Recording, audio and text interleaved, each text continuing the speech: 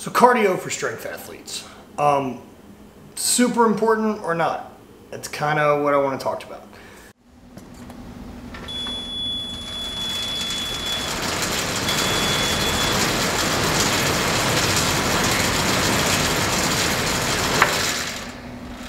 For me, as an athlete, I have found it always important to stay in some level of shape. Like, I don't see why that would ever hurt you. I don't see why that would not help you perform at your best when it comes time to compete. For me, it was Highland Games, which you could use the least amount of cardio of all time. We throw 9 events over the course of a day, and like none of the events take over half a second. So you don't need, well, cabers maybe a little longer, but you get the point. Like, it's very explosive, like weightlifting. Like, should you do cardio if you're a competitive weightlifter? Should you do cardio if you're trying to compete in powerlifting? Strongman.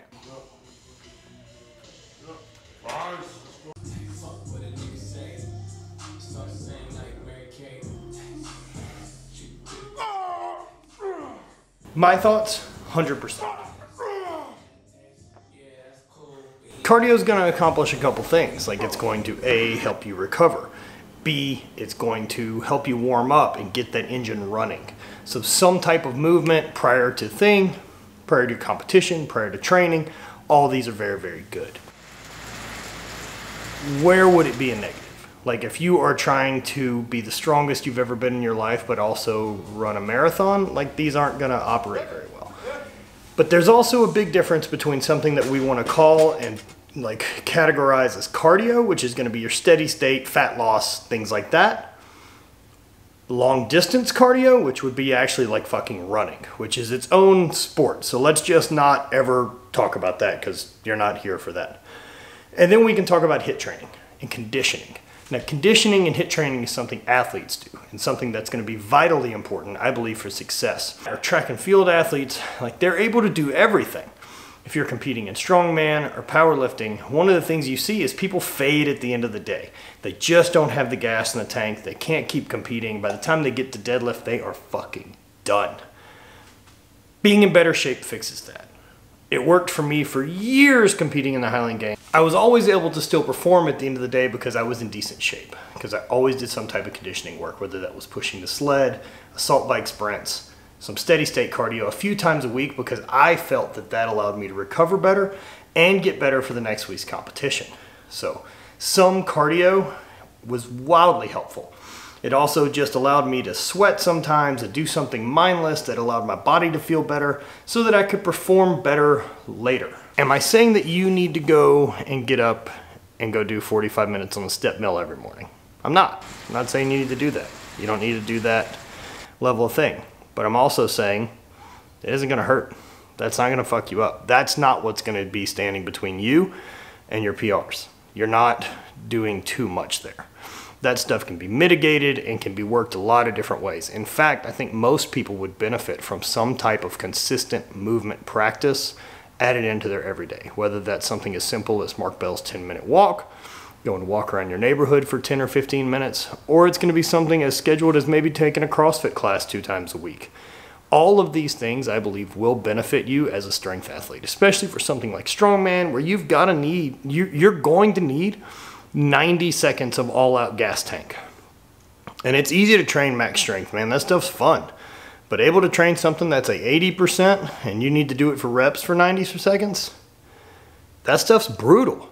And so sled push and doing those events, like, you need some gas in the tank. Like, I don't need 5 hours of it, but I also need to be able to recover faster between those events and between lifts. And having something like that in your back pocket so that you can get your heart rate back down and back under control is going to be huge as a strength athlete, especially as someone who's competing. Like, it's really easy to hit big lifts in your bench, squat, and deadlift on separate days during the week. It's another to do it at the meet when you've got added stress and different environment and food's weird and you're not at home.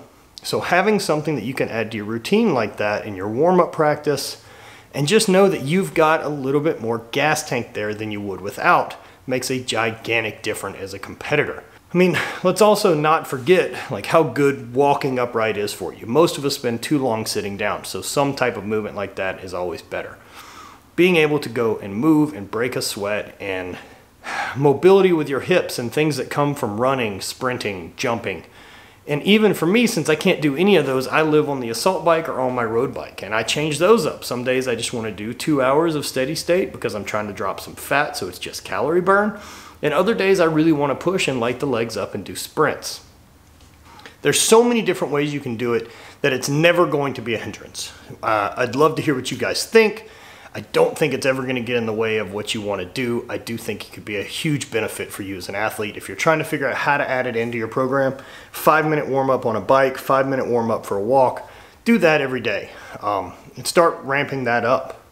Get to where at the end of a session of your training, you do some form of conditioning. Do a 30-second sprint and 30 seconds off for 5 rounds. Something like that can be wildly beneficial. It's going to be really, really good.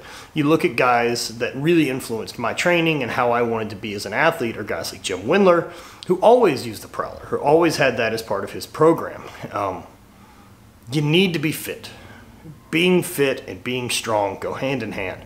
Fit is what's going to give you the vehicle to show off the strength, because you're not gassed out and you're not dying all the time.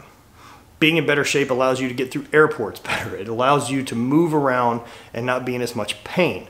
All of this is going to come in and equal you being able to do more when it counts, because you're in a little bit better shape. So let me know what you guys think. I think cardio is a huge benefit that can get missed out on, especially by newbie athletes, because you don't think you need it. It's always going to help. Do some conditioning, be in better shape, be a better athlete. It's Red Hay, always party.